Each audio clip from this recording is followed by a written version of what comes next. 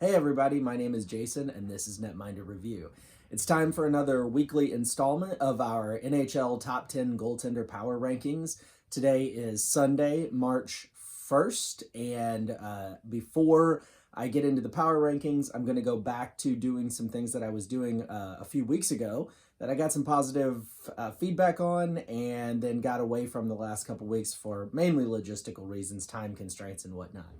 So this week, we had some stolen games, actually quite a few of them. And my definition of a stolen game is a situation where a team is outshot by 10 shots or more, but they still win the game. In my opinion, most of the time, that means the goaltender had a fantastic game. That's not always the case. Sometimes a team can allow a lot more shots or get very few shots on goal. And those shots, the shots that they allow may be low quality, and the shots that they get may just happen to go in, so they win the game, and it isn't necessarily because their goaltender played amazingly. But normally, if your team is outshot by 10 shots or more and you still win the game, it's probably because your goaltender played really well. Sorry about that, I forgot to grab my notebook. All right, so let's take a look at who had stolen games this week. Now, this week includes, when I say this week, I'm including games from last Sunday through yesterday. Yesterday was Saturday, February 29th. So this week, Corey Crawford had 2 stolen games. One was against Tampa Bay, one was against Florida. So in both of those games, Chicago was outshot by 10 shots or more, but they still won the game, Corey Crawford being in net for both of them. We had Braden Holtby of Washington, who had a stolen game against Pittsburgh. We had Sergei Bobrovsky from Florida, who had a stolen game against Arizona. We had Pavel Francouz from Colorado, who had a stolen game against Carolina. We had Georgiev from the Rangers, who had a stolen game against the New York Islanders. We had Peterson, the up-and-coming goaltender in LA, who looks legit, man. He looks like the real deal. And he had a stolen game against Pittsburgh. That's 2 against Pittsburgh this week. Braden Holtby had a stolen game against Pittsburgh. Peterson from LA had a stolen game against Pittsburgh. That means 2 times this week Pittsburgh outshot their opponent by 10 shots or more, but still lost the game. Now, Pittsburgh's really on a downfall. They've had a rough week and a little bit more than a week, honestly. And part of it is that they have come up against some goaltenders who, whether they were hot or not in general, they sure were hot in those games. We also had Mike Smith from Edmonton, who had one against Winnipeg. We had Hudobin from Dallas, who had a stolen game against Carolina. By the way, that's 2 for Carolina also. So Pavel Francouz, his stolen game was against the Hurricanes, and Hudobin's stolen game was against the Hurricanes. And with the Hurricanes having both of their starting goaltenders out with injury, they're playing guys with very little experience. They need to be scoring goals. They need to be giving their goaltenders goal support. And it's hard to get goal support whenever you're getting the shots on net, but they're not going in because of fantastic goaltending by Francouz and Hudobin. And also John Gibson had a stolen game this week against Edmonton. So these are your stolen games this week. Let's take a look now at who had shutouts this week. Okay, so there were far fewer shutouts this week than there were stolen games. So over here on stolen games, you can see a lot more. Nobody had 2 shutouts this week. But Marc-Andre Fleury of the Vegas Knights had a shutout against Edmonton, and that was yesterday, I think. I don't know. I lose track of days. Sorry. Then we had Connor Hellebuck of the Winnipeg Jets that had a shutout versus Washington. We had Alex Stalock of the Minnesota Wild, drawing a blank there, who also had a shutout against Washington. So just like we saw 2 stolen games versus Pittsburgh and 2 stolen games versus Carolina, we have 2 shutouts versus Washington. Tuukka Rask of the Boston Bruins shut out the New York Islanders. And this is an interesting one. This one was yesterday for sure. This I remember. Martin Jones of the San Jose Sharks, who's had a really difficult year. And, you know, I like Martin Jones. I would like to see him do well. So Martin Jones gets a shutout last night, and it's against Pittsburgh. So Pittsburgh had 2 stolen games against them. Who was it? Holtby and Peterson. So Holtby and Peterson this week had stolen games against Pittsburgh. And then we have Martin Jones with a shutout against Pittsburgh. So the question here is, has Pittsburgh's offense gone cold? Have the goaltenders just stepped up their game against Pittsburgh for some reason? Is it a combination of both? Whatever the reason, Pittsburgh is in a free fall, and they've come up against some situations in this past week where the goaltending against them played very, very well. So here are your stolen games for the week. Here are your shutouts for the week. And now let's take a look at the power rankings.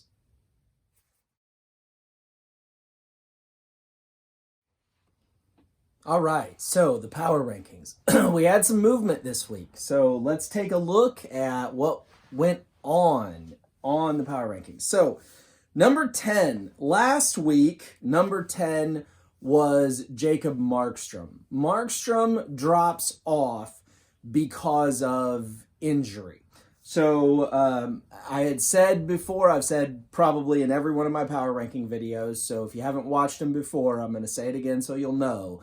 If a goaltender is currently injured, not playing, then I'm not putting him on the power ranking boards because I want this to be a reflection both of the year-long statistics and how the goaltender is currently playing. So Jacob Markstrom drops off because of his injury, which is expected to last, they said probably a few weeks, maybe 4 weeks. It's tough to say at this point. So in his place, and this is a big fall, this is a free fall from 4th place last week all the way to 10th place this week, and that's Tristan Jarry.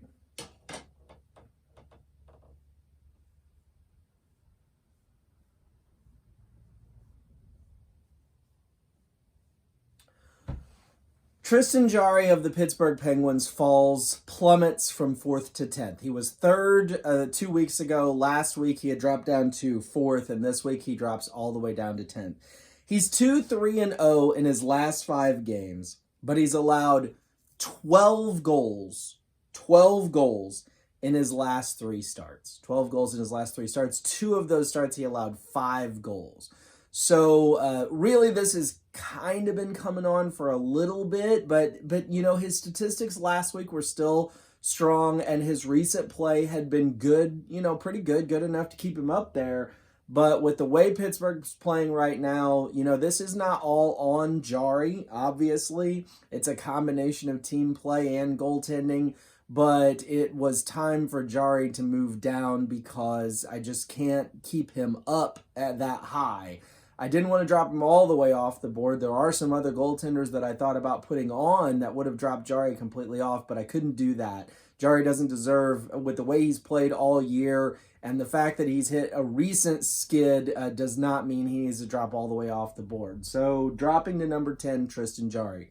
At number 9, and last week he was number 8, so he falls 1 spot, and that is from the Dallas Stars, Ben Bishop.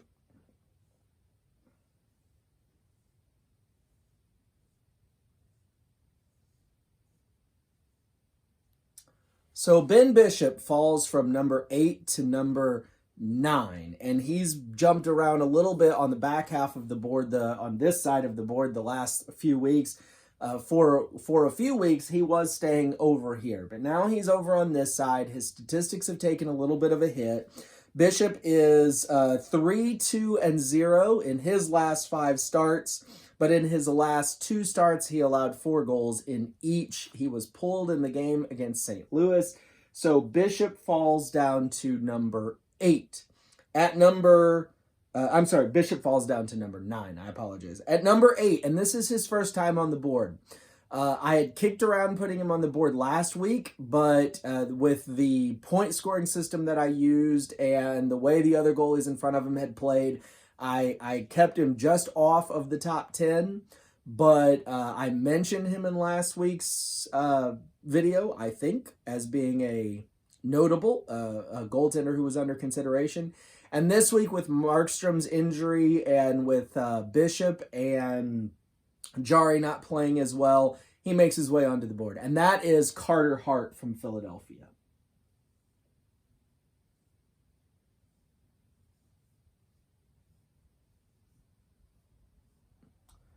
And don't ask me why sometimes I put their first initial and sometimes I don't. I really have no idea. I just reach my hand over here and whatever happens, happens. So Carter Hart, not on the board last week. In fact, this is his first time on the power ranking. He appears at number 8. Carter Hart is 4-1-0 in his last 5 starts.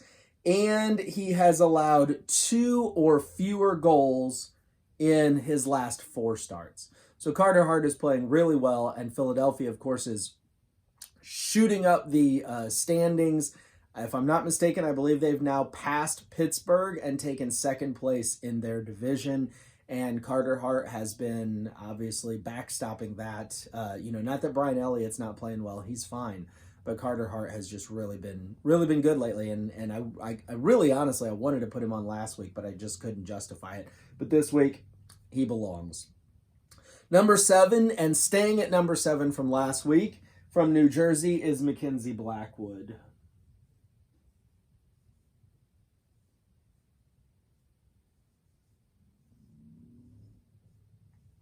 Now, why doesn't Blackwood go up or down? Why is he still number 7? Well, he only played 1 game this week, and it was a loss, but it was a 2-goal loss to Los Angeles. And I believe, he saw 38 shots in that game, and he allowed 2, and one of them was in overtime.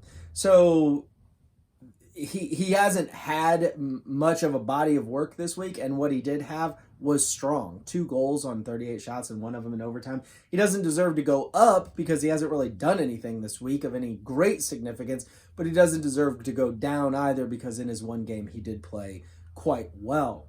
Number 6, moving up from number 9 last week, and that is from the Las Vegas Knights, Golden Knights, Marc-Andre Fleury.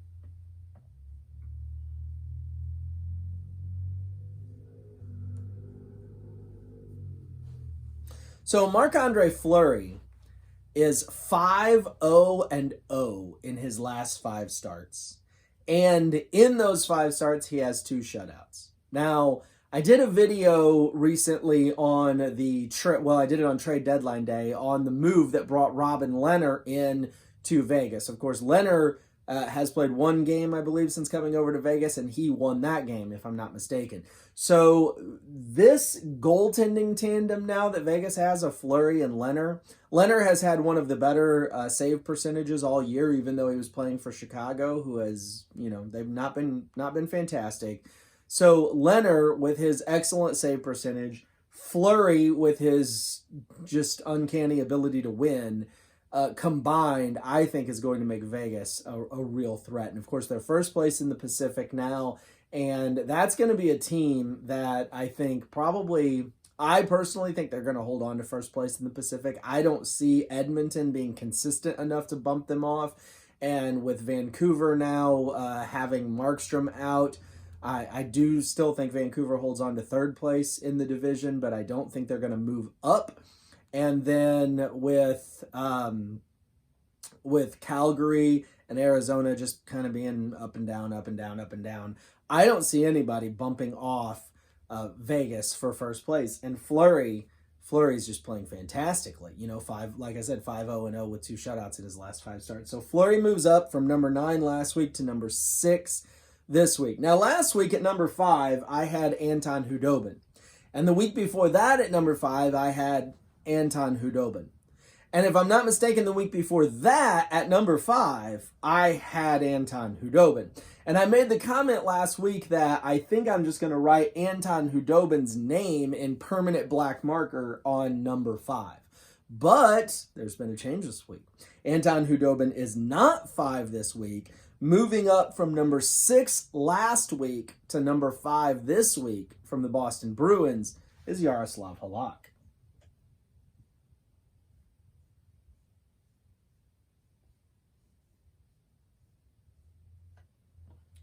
So Yaroslav Halak with Boston is Yeah, 5-0-0 in his last 5 starts, and he has only allowed 1 goal in 3 of those 5 starts. Now, he allowed more in the other 2. I think it might have been 3 in each of them, if I'm not mistaken. But in 3 of those 5 starts, he only allowed 1.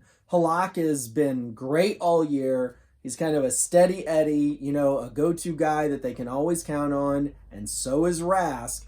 And so, Boston is just in a really good situation. Not only are they first place overall in the NHL, and rightfully so, not only do they have one of the leading scorers in the NHL and a possible candidate for a Hart Trophy in Pasternak, and they have amazing goaltending. So Halak moves up from number 6 to number 5.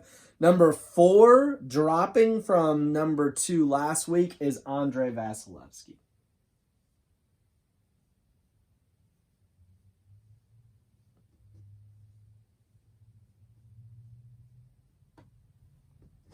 And pardon my wonky handwriting. I've got my board on a different kind of table this week, and it's a little more slippy than I expected. So I'm trying to not let my board go and fall down and make a big crash and a big scene. So Andrei Vasilevskiy falls from number 2 to number 4.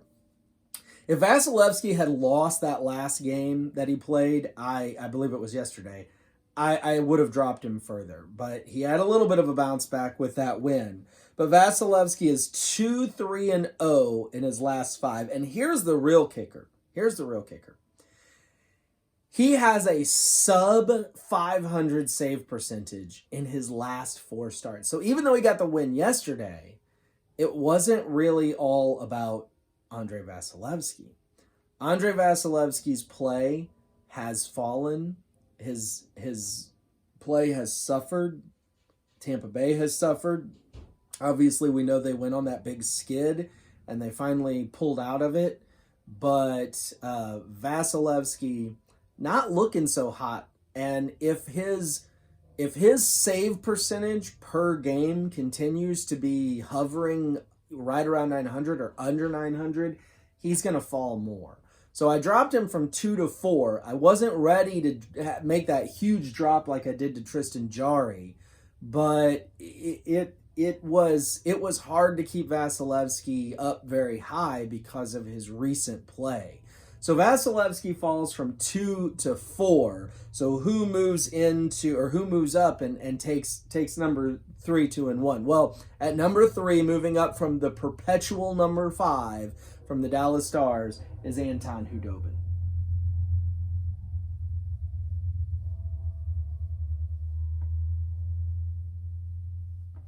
So Anton Khudobin has just been good. There's just no way around it. He's been so good. He's 3-0-2 in his last 5, but he only allowed 1 goal in 3 of them. And yesterday he had an overtime loss to St. Louis. So Khudobin and Bishop's play has suffered a little bit lately. Remember, I said that he's allowed 4 goals in each of his last 2 starts, but where Bishop has fallen off a little bit, Khudobin has picked it up even that much more.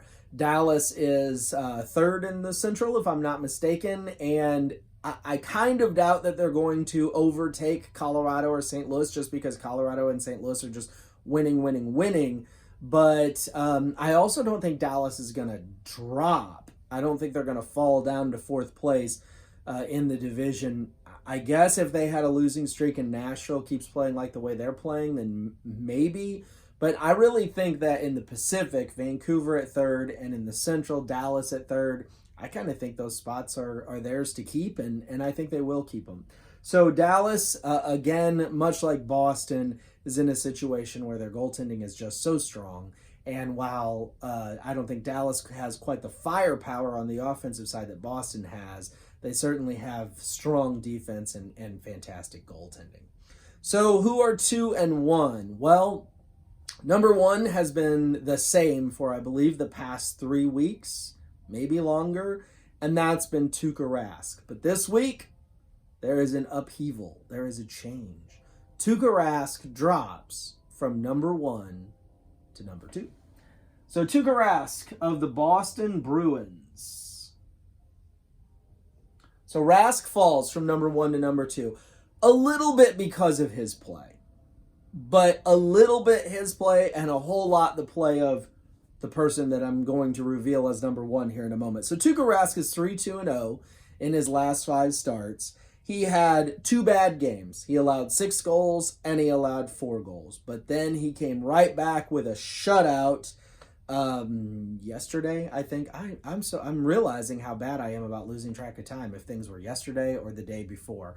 Anyway, last night I went to a trivia night and I didn't get to follow much hockey last night because I was at the trivia night. So I'm corn fuzzled. I'm all mixed up on my days. But at any rate, Rask's last game, whatever day it was, I think it was yesterday during the day, he recorded a shutout. I think it was a 4-0 shutout against the Islanders yesterday on a day game. It's all coming back to me now. Anyway, so Rask had those 2 bad games. He has a good bounce back game yesterday, but because of the stellar play of the person who's going to be at number 1, those 2 bad games are enough to cause Rask to fall to number 2. I still think Tuukka Rask is one of the top couple of goaltenders in the NHL. I personally think that Rask is probably the favorite to win the Vezina, although with Vasilevsky's ridiculous amount of wins, it might be Vasilevsky because he plays darn near every game Tampa Bay plays, whereas Rask is splitting time with Halak. But Rask's numbers are way better than Vasilevsky's, like way better.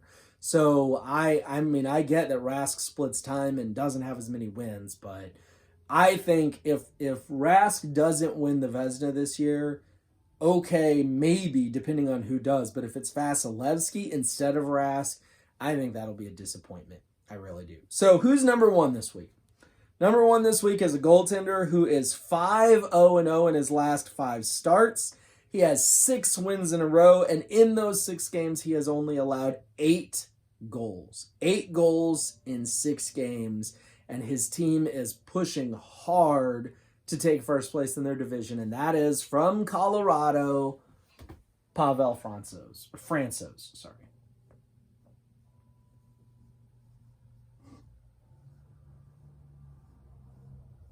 See, my board's slipping. Got it on a slick table. I gotta not do that next time. Anyway, Pavel Francouz. Why do I keep wanting to say Francouz? Anyway, it doesn't matter. Pavel Francouz from Colorado.